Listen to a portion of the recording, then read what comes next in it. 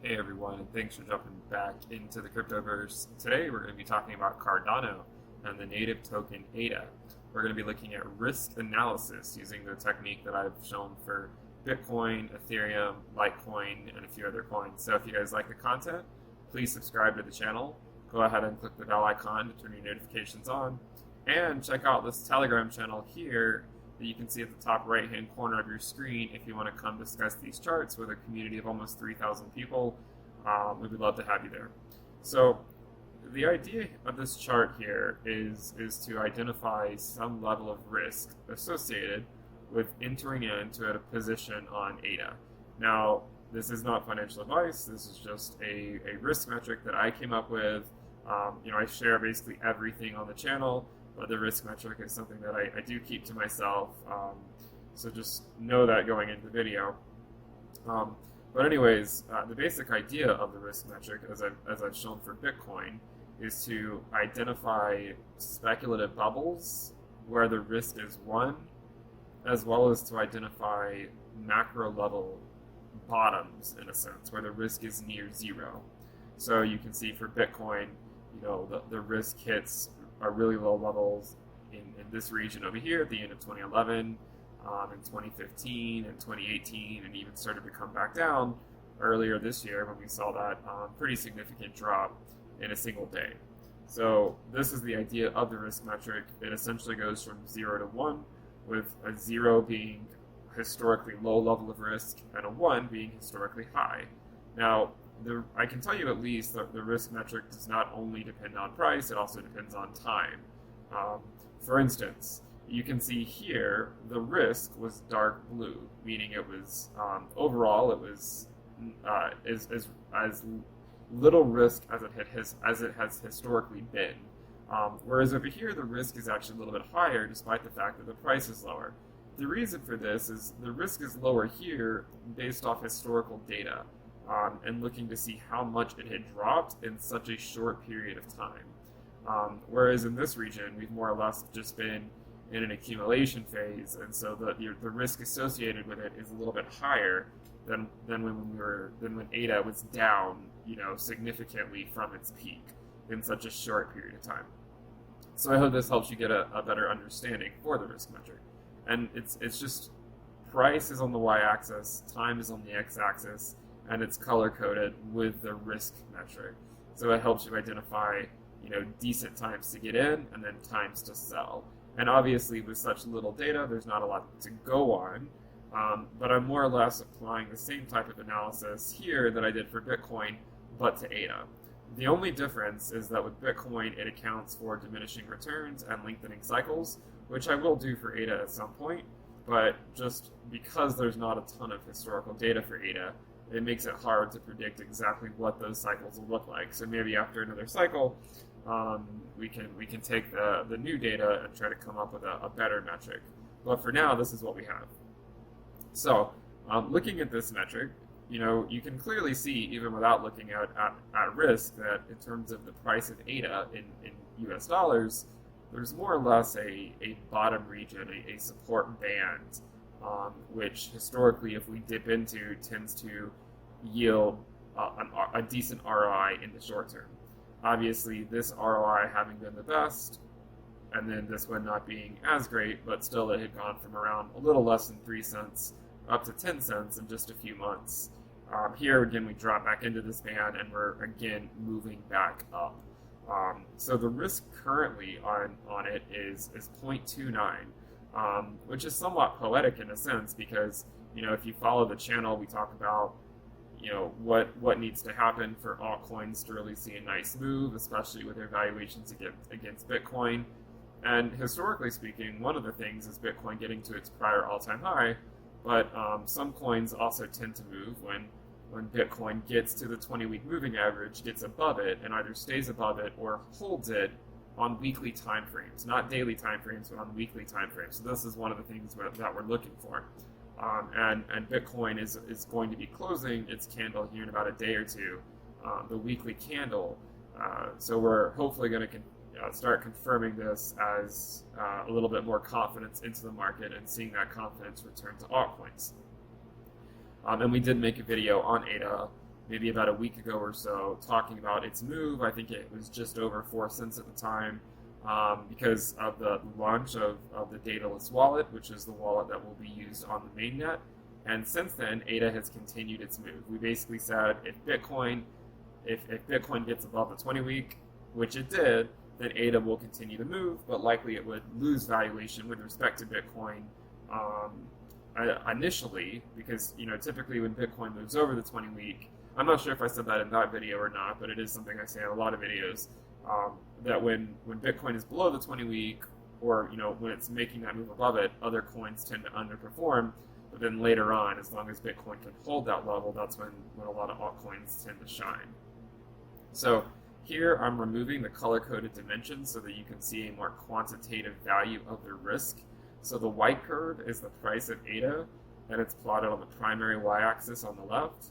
The orange curve is the risk, which is basically just taking the color out of it and plotting it from 0 to 1, and it's plotted on the secondary y-axis on the right. So you can see that the orange line corresponds over here, the white line is corresponding to over here. The reason it goes from 0 to 1 is because it's been normalized accordingly. We're going to assume that the price of ADA will likely not increase this quickly in a subsequent cycle, just because of the nature of diminishing returns within the cryptocurrency asset class, and also because we would expect that even if we were to go up this much, that it would take a longer period of time, as we've seen time and time again with Bitcoin and a few other coins. In the same manner, we would likely not expect such a drastic drop in the price of ADA over such a short period of time. So we're basically taking this first cycle to try to understand what might happen in a subsequent cycle based on what Bitcoin has done. Now, obviously, ADA is one of those coins that there's risk associated with it, more so than Bitcoin. But if it is able to capitalize on some of the market share here in terms of proof of stake, because there are a lot of coins that are trying to do this, obviously, and be transitioning to this at some point, Ethereum being one, then ADA really could take some of that market share. But we'll have to see what happens. We've been on this timeline for a long time in terms of the release of Shelley. It's no lie. We're not here to just shill a specific coin or anything. We want to tell you the facts. It's been a long time coming for Shelley to be launched, but as a programmer myself, I understand that things can take longer than you anticipate. So at least the testnet is launched. Bugs are being worked out over on the testnet. If you had ADA in either your dataless or your wallets, and you can be actually running on the testnet right now and getting real ADA. And the mainnet will hopefully be launched sometime later this year. Well, I want to talk to you guys about an idea that I've covered on the channel many times, but in case you haven't seen it before, I'll go ahead and cover it here for completeness. And the idea is dynamically dollar cost averaging. So you can imagine a static dollar cost averager. So basically this person just puts in X each month. They say, okay, I have $500 a month I'm going to put into cryptocurrency or into ADA. I'm going to put in $500 every month, no matter what. And that's a fine strategy. If you want to stick with that strategy, that's fine. And then in the same way, maybe these people sell 20% at various levels on the risk chart. Maybe they don't. Maybe they just try to time the all-time high. But we know how that goes. Sorry if that was too soon for some people. But it's time to recognize, if you haven't yet, that you are human and that you should not anticipate being able to methodically time the top perfectly in a way that will leave you maximizing your profits when, historically speaking, how often have you been able to do that? So give yourself a little bit of slack. So the idea is dynamically dollar cost averaging, and what it entails is essentially identifying a base value of X that you put in. It could be a weekly time frame, it could be a monthly time frame, and then you multiply it by this multiple depending on what the risk of the asset is at the time. So if it's between, say, 0.4 to 0.5 risk band, then you're just multiplying it by 1. So let's suppose your X is $100. So then maybe this month you put in $100 if the risk is between 0.4 and 0.5. If the risk is between 0 and 0.1, you multiply that $100 by 5, so then you would put in $500. This allows you to get your weighted risk as low as possible, but you really want to be doing this during a multi-year accumulation period like we've been in. We've been in this, for years now, and following this strategy will help you accumulate. Historically speaking, it'll help you accumulate more ADA while minimizing your risk associated with accumulating that ADA. Now, obviously, there are caveats to that. If price were to just start going up monotonically, then then clearly the lump sum method would have been better. But this is one way to manage risk within the cryptocurrency asset class, which is a very challenging asset class to deal with in terms of risk management, just because of the high volatility. But this offers you some way to do so. And if you're happy with it and you can stick to it, then it just becomes a methodical numbers game in a sense. You're not too concerned about what's going on in the short term, or if you're squeezing every last penny out, you're just sticking to your game plan and you're running with it for years. So then eventually you get into the sell region. Now for Bitcoin, I call the sell region, for me, it is, and remember this is not financial advice, but for me, for Bitcoin, the sell bands start from 0.5 and go up to 1. With altcoins, I tend to actually front run this risk a little bit and start looking at dollar cost average my sells between 0.4 and 0.5. Not only because of the lack of historical data, but also because these risk metrics for altcoins have not been optimized to account for diminishing returns and lengthening cycles. So because of that, we would anticipate that the risk in the next cycle would not reach the risk band of 0.9 to 1, because we would assume the volatility would be reduced, and then the price, whatever price it's going to, it would take longer to get there than if it had been, say, in the previous cycle. So then that's why, for the most part, I imagine a peak for ADA in terms of, say, the risk chart could actually be between 0.8 and 0.9 rather than 0.9 and 1. And this is nothing, it's nothing against, the price of ADA or anything. It's just, a function of the model. And I was just telling someone today, one of the things we do know is that all models are wrong, but some are useful. And we try to take the ones that are useful and, take it to where it can benefit us in some way. So the idea here is that if you're following the dynamically dollar cost averaging your buys, then you can also propagate that same strategy to your sells. And selling in these intervals of Y, 2Y, 3Y, 4Y, and 5Y. And the way you calculate Y is you just you sum these up, so Y plus 2Y all the way up to 5Y would equal the total amount of ADA that you hold. So then if you just, move the equation around and solve for Y, you get that Y equals the total number of ADA divided by 15. If that is the case, let's suppose, sorry this is a little bit off screen, but let's suppose that you have 1 million ADA.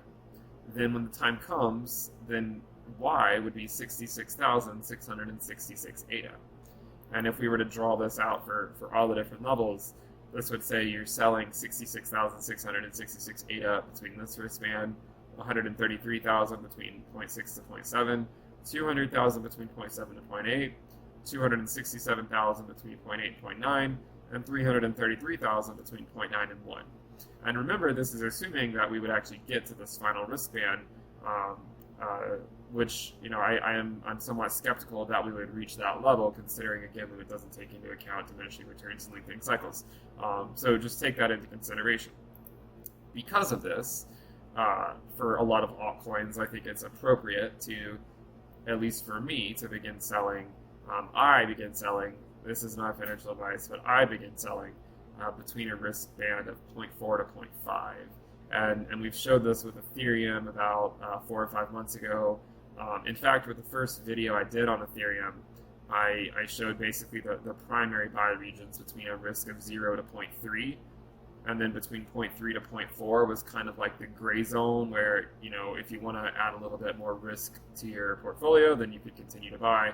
But if you're a little bit more risk averse, then that would be the time to neither buy nor sell but it could just be something that you aren't really doing a whole lot in that region. You're just kind of playing the waiting game in a sense to see where things go. But if you wanted to have a little bit more risk, say higher than 0.3, then you could go up to 0.4. You can see that if you do follow this, then it would have allowed you to sell back in 2019 and again in 2020 when we came above that level. So we are heading up right now. Again, we're looking at the orange line, not the white line. The white line is the price. So the orange line you can see here, it's about to break through this 0.3 band. So currently the risk is 0.29. So if you're looking to pick up some ADA in this band, it could be your last opportunity for a while. Now, a scenario in which it wouldn't be your last opportunity is if Bitcoin gets rejected down. It's currently at around the 50-week moving average. If it gets rejected down to the 20-week moving average, and then especially if it falls below the 20-week moving average, then we would expect the risk of ADA to start coming back down. We would also expect the price of ADA with respect to Bitcoin to also drop. Just because when Bitcoin is below its 20-week moving average, most altcoins tend to underperform compared to Bitcoin, which many people have learned the hard way at this point. So take this into consideration. If we were to get above the 20-week, if Bitcoin were to stay above the 20-week, then the price of ADA could really start moving, and then you can almost feel the risk regime start to shift just internally because you clearly had missed that, the depths of the bear market, those lower lows, and instead now it's starting to really move up. So if you were to follow it, say to this standard, say between 0 to 0.4, and you had 1 million ADA, again, sorry that it's off screen, then your Y would be around 47,619, and therefore your ADA cells, if you were doing it dynamically, would look like this. Remembering that we probably wouldn't get to this final risk band up here, 0.9 to 1, but if you were on the off chance hoping that we did, you could continue to hold, an increasing amount of ADA each cell region. And the reason I do it dynamically like this is because a lot of people here in the cryptocurrency asset class are a little bit more, or do have a higher risk tolerance. So instead of just saying selling a certain percentage or the same percentages at each risk level, instead you're increasing your cells as the risk goes up, so that your weighted risk when you sell is as high as possible. So in the same way that the buys are as low as possible, you want your sells to be as high as possible. And one way you can do that is to do it like this. And there are a lot of people out there that might say, well, why don't I just hold my ADA until the risk gets back to 0.8 or 0.9 or close to 1? You can do that, and maybe you'll get lucky. But what if you don't? And what if you just watch the risk say to 0.75, and then we come back down? I mean, suppose this scenario where in 2020, 2021, ADA goes, the risk goes to say 0.7, and then comes back down, and then doesn't go back up to say the 0.9 regime until 2023 or something. So this could be a way to secure profits and then to maybe reinvest those profits if the risk were to drop back down into this regime. I wanted to talk to you guys again about a couple of things. So I'm sure some of you are going to want updates on this metric. I will provide periodic updates on my YouTube channel. If you want more frequent updates, I do publish a weekly newsletter, and let me show you that a version of it. So it's called the Quantitative Investor.